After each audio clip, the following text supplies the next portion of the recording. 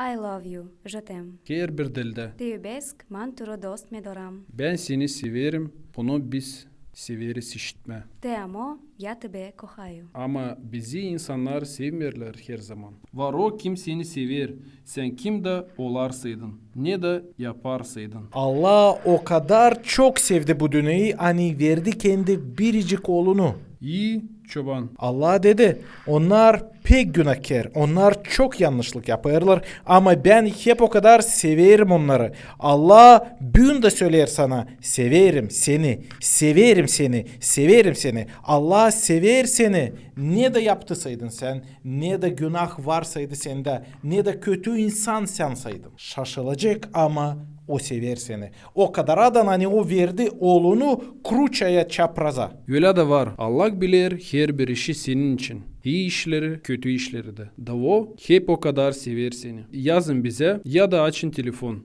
Da biz cevap edeceğiz size. İyi çoban, İl Gagavuz Hristiyan Medya kanalı.